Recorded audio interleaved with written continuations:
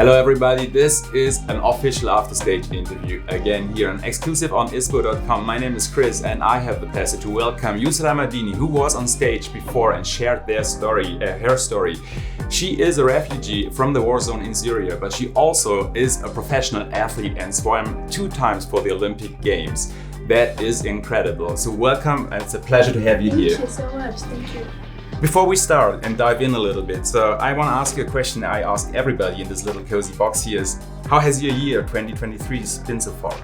Oh my gosh, it has been honestly really exciting. It has been a year where I grew as a woman, and a year where I learned to set my priorities and what I want to do in life. And I also learned that there are no boundaries really when you are dreaming big.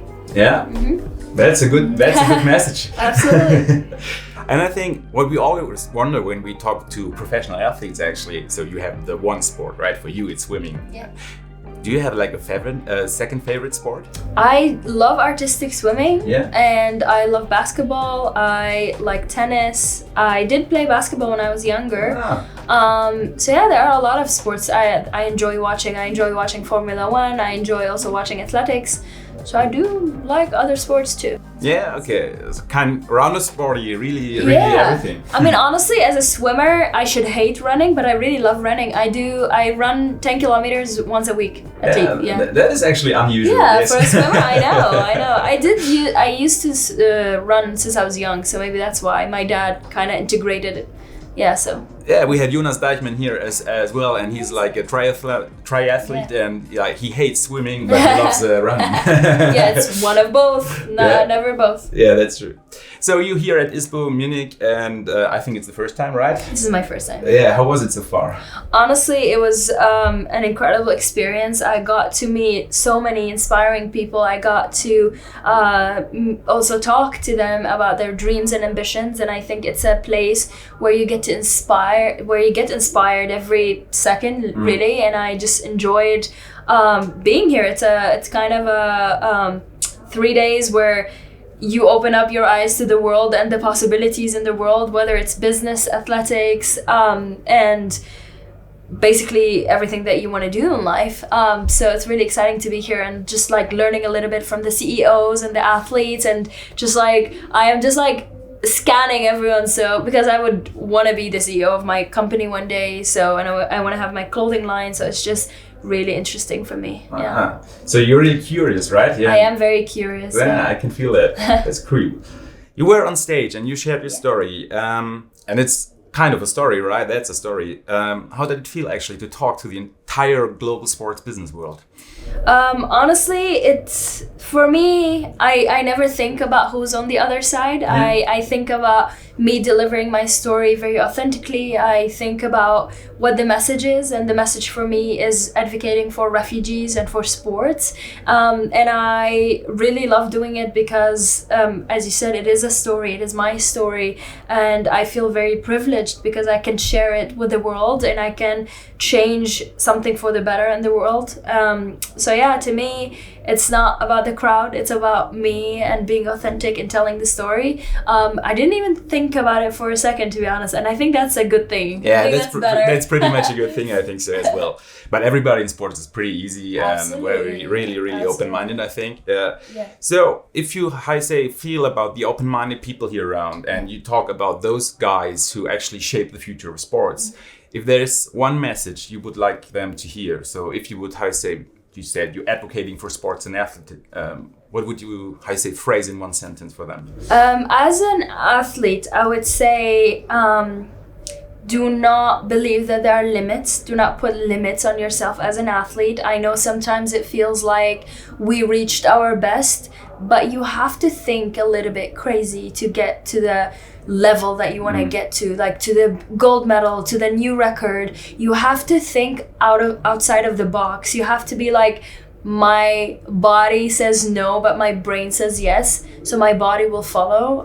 That helps me a lot in my life as an athlete or not. It just, being a little bit crazy is good, being unique is good. So that's something that I will carry with me, and I hope people understand that being unique and different is something really, really nice to have, like a quality that you should have in life, because this is the beauty of life. We're different. You think different than me. Your dreams are different than mine. And sometimes we have the same dream and we have to be competitive. And that is just the beauty of life. Yeah, that's so true. That's so true.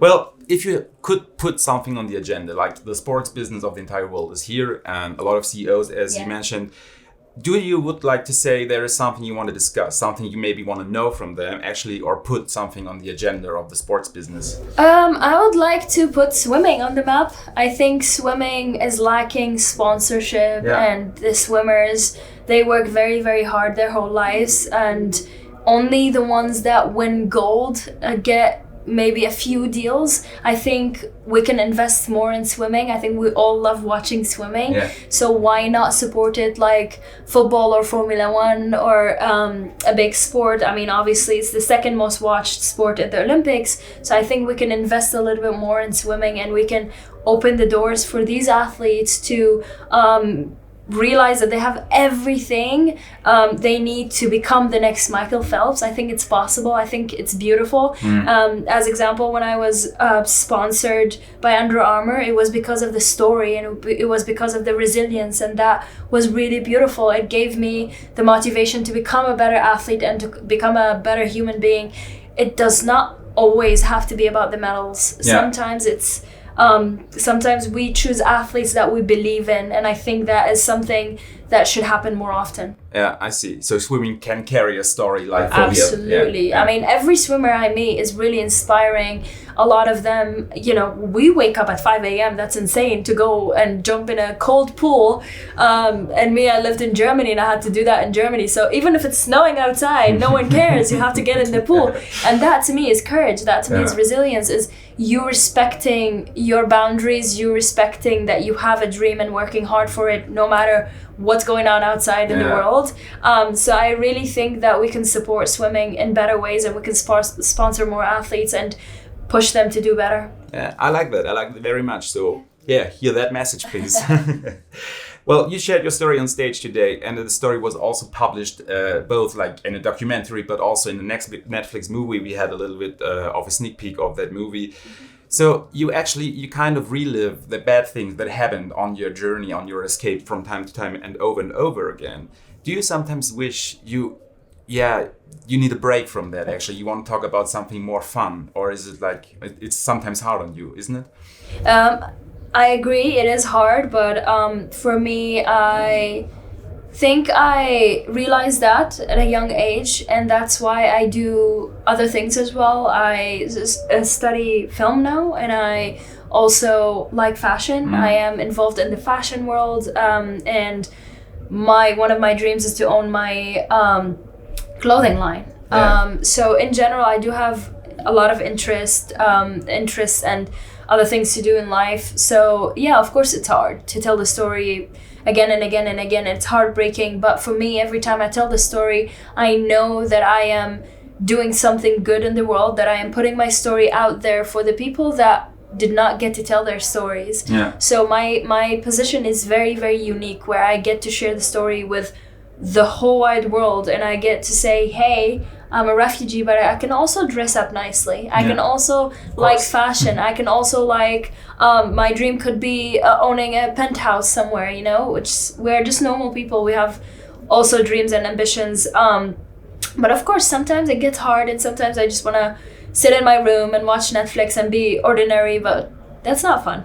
I like being different. I like waking up and competing for something, and I also really like to just chase my dreams. But yeah, of course, in the end, I'm also a normal human being. I need a break, but I feel like I realize when I need a break or not. That's a good thing. I think so. Yes. Well, your story also includes your sister Sarah, actually. Is she here today? She's not here. She's in Berlin. Okay. So tell us a little bit about your relationship with her. You experienced so much things on your journey. So how is your relationship right now? Like you in the United States, she in Berlin. Yeah, honestly, our relationship is amazing. We communicate. We don't really text a lot, but I think that's most of the siblings. But we do check up on each other, and she's very, very supportive of me and what I do, and same for me. So in general, I think our relationship grew closer after the journey, and in general, it's a normal sibling relationship where you like them 1 minute, the second you don't. That's just life. Yeah, that's true. And what about your parents? What influence did your parents have, like, for example, on your sporting career, but also you as a person? My parents were very, very important in my life because my mom always advocated for education in my life. And then my dad was like, swimming. So I think they both created kind of a balance where we got to be educated in a very good way. And then I get to swim and to have a dream of competing at the Olympics. So I really thank them for being not ordinary, for being parents that told me, hey, this is right and this is wrong, and if you do something wrong or right, you have to deal with the consequences. And that helped me a lot in my life. Also my father teaching me how to separate when we go to the pool, I'm your coach, do not call me dad. So that helped me a lot. Yeah, that helped me a lot in my life, where I was like, okay, business is business and your private life is your private life. I never mix family with business. So they taught me for sure a few qualities that I really appreciate. Yeah, that's cool. That's really good. I think they've done a great job. Thank you. Well, coming to another part of your story. So you stand up for refugees. You experienced a lot. And right now we experience a lot of conflicts and more war zones all over the world. And you in this context, this is how I say, I think it's a little bit hard on you. We had that, and we talked on stage about about resilience and you being like a symbol and an activist in this context. Actually, how do you keep your resilience by yourself? Is there something? Have you have like a special routine or something to keep you mentally fit and healthy? And I just do what every normal human being does. If it gets too much, I just cry about it. You know, I just talk to my parents about it. I talk to close people that I trust. I go and get some ice cream. I go for a walk. Honestly, just the normal things that we do when we're sad. So for me, how I regain my strength is by knowing that I am lucky enough to have a platform. I am lucky enough to have a voice, and a lot of people listen to what I say. People that, have been CEOs their whole life sit down and listen, and this is powerful to me to know that I could change their minds as something that not many people can do. So to me, my work is not just telling a story. It's really about changing the way people think about refugees and the way they they receive refugees in their countries. And in general, this is what we did with the foundation as well. So I hope through the foundation we can help as many refugees as we can worldwide. We can provide them with education and sports. As I said on stage, I think brands and then huge companies can help us reach to more refugees and help more refugees. And I think, as you said, it is really sad what's going on in the world right now. And I think people like me and a lot of the CEOs here can make a huge difference. Let us work together to make the world a better place. As simple as that. Yeah. I think that is a good message. Really a good message here. You as an athlete and as a person, well, you experience obviously many highs and many lows. So I remember that you once said you're very grateful that you're still alive. So has this changed actually your perspective about how you say being a professional athlete, about winning and losing, about the highs and lows? Yeah, it did change a lot for me, because when I was 9 years old, it was swimming and gold medal. I didn't care about anything but winning.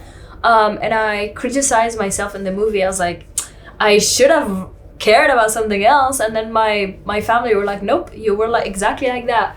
So meeting my coach, meeting people here in Germany, I learned a very good quality, not to expect anything in return when you help. I didn't know that before, like not because I didn't want to, but just like I just was never in a situation where people just helped me because they just helped me. And when my coach was helping me, I was like, what do you want? Like, so I was like, what's the deal here? But then I realized it's the German culture, and I learned a lot from it. And I'm really, really thankful.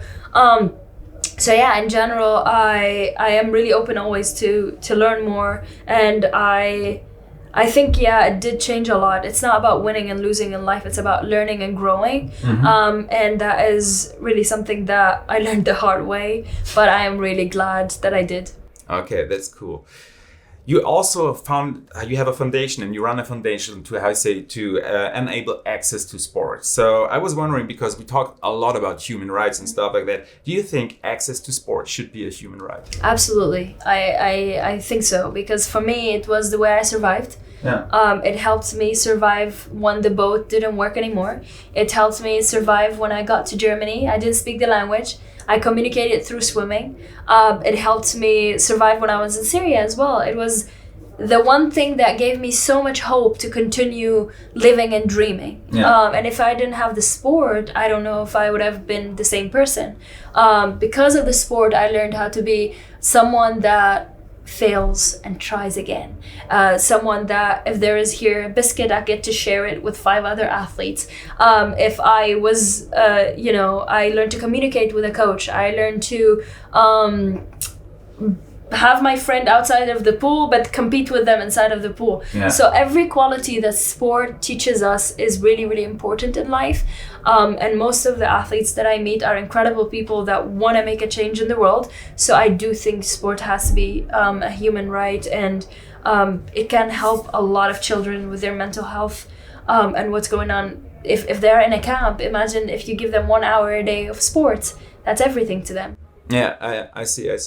Well, that brings me to another question, because you met like very famous personalities. You met, for example, Barack Obama or Pope Francis or stuff like that. And I kept wondering, so you have a lot to say, but those people are very busy as well and very influential. Do you get to talk to them like in a really deep way, like have a real conversation? So what do you talk about people like them? It depends on how famous the person is. Yeah. So as example with Barack Obama, it was 5 minutes. Yeah. And he asked me if I'm okay. He asked me if my family's okay. And he asked me a third question about swimming, I think.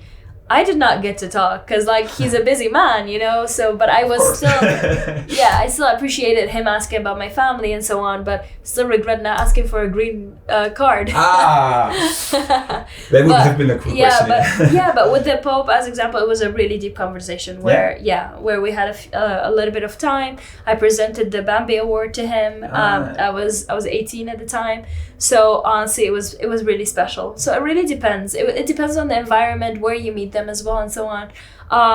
Yesterday I met Colin, and he's an incredible human being, as example, and you get to talk about sports and so on. So it depends on the environment. Most of them were very, very humble, were very open to share their advices and so on. So I really appreciate it. That's actually my next question, because yesterday Colin was in the exact same sport like here. So you know each other now, right? So we do. Yeah. What would you like to talk to him about in future, maybe, if you now met him? I would like to talk to him about how I can help make a change in the United States. I live there now, so I think if we join forces, I think we can change a lot for refugees in the United States. I think we can help sports also in the United States. So I'd like to talk to him about how we can work together, for sure. Yeah, I hope that you get both into a room and figure some nice ideas out. I also know that his wife is Egyptian. Yeah. So probably I can communicate with her in Arabic. So that actually would be super cool. I know, right? Yeah. I think you should go into a room and have like a good thinking. I think you can have like a real change together. Absolutely. Yeah, perfect.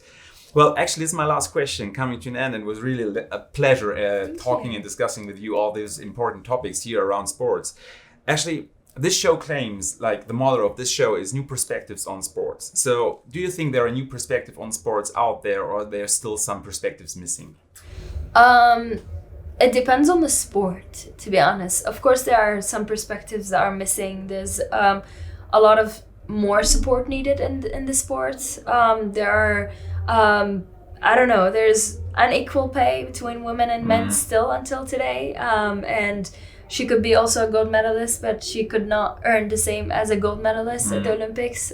So I think we can do better. I saw that the coverage of media has increased really in a positive way around women's sports. I think we can do more. I think Germany is a great place where they really support women.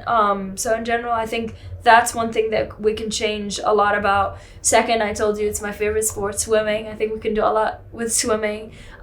We can make it more fun for the athletes and for the viewer. And yeah, in general, I think we can link sports to good causes in the world. We can educate athletes how to advocate for the things that they love or they care about in the world, whether that's climate change, whether that's mental health, whether that's refugees. I think we can teach athletes how to be more of role models than they already are, and I think that would be the beauty, and they would have something to also look up to when their careers are over. Not every athlete have the time to really actually do something next to the sport where they can benefit from afterwards. A lot of athletes fall into depression after they're done with their careers because they gave 150% for this swimming career or being an athlete and getting to the gold medal, and then after they get the gold medal, it's like, okay, and now? So I think we can offer support. We can see how we can create careers for these athletes while they're athletes, so they don't have to fall into this hole afterwards. Well, thank you very much. I think you brought a lot of nice impulses in this talk, so really important messages out there. Thank you so much. This was Yusra Mardini in the After Stage interview with ISPO.com. Thank you so much. Thank you. That's amazing. Thank you.